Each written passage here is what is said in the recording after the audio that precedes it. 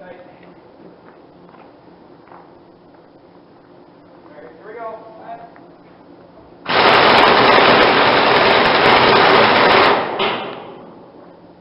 know, shut the air compressor off? Yeah.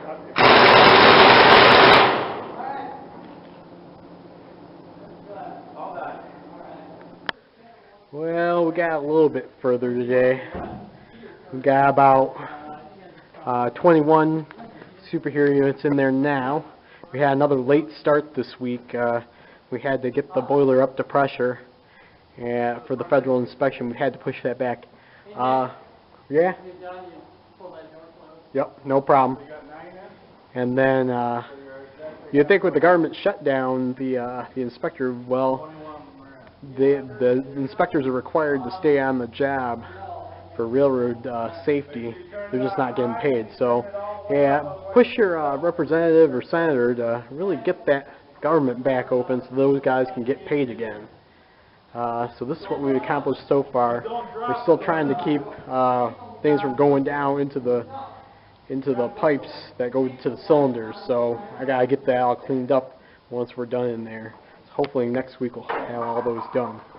But we got pressure on the boiler, and I'll show you in there in the next part. Okay, the ash pan's in there, and it's pretty well welded together. See all over in here. Just need a few more patch welds in there to make sure the new part is right up against the old part. See this little piece here? Actually, better look in there. See that little hole in there?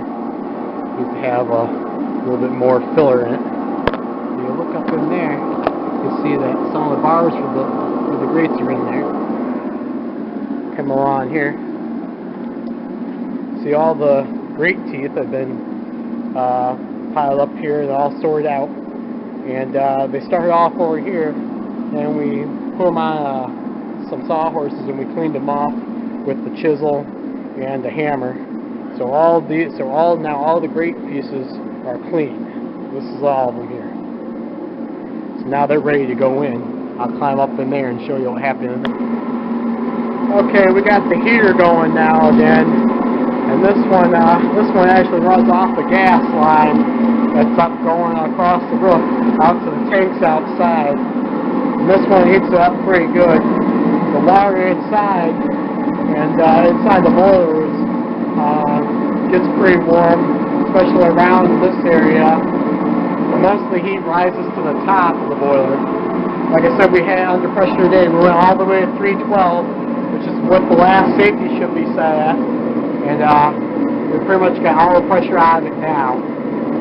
So we had a bunch of leaks on the outside, not really much in the cab, just maybe along the seam that holds the back head together. But the connections here for the water pump were leaking pretty bad, because someone hadn't tightened it up good enough. So that went past 250 pounds, it just kind of made a waterfall here. But the good news is that we did get this side of the cab all primered in the inside, so that's all right, all the way up to this point here, past the halfway point. So now the engineer's side has to be done too. And then after that's all primered and we're all done with the work in here, it'll be sprayed. We'll be spraying it until it's green. So it's kind of like a lime or avocado green, to be exact. And we'll put the planks on the floor for the fireman and the engineer's side. And we'll put the cab steam heat in. Still gotta run the injector through though. But we do have the pipe and the valve for the cylinder cocks in. Just gotta run the lines to it. It used to be over here, but then the engineer would have to reach down in front of him, and that doesn't leave a lot of room, so we put it over here. The brake stand's been getting rusty though. We need to spray paint that with some Rust-Oleum or something. Get that all cleaned up again. Because you can see the brass has got, once the water came down on it, it started rusting up on the outside.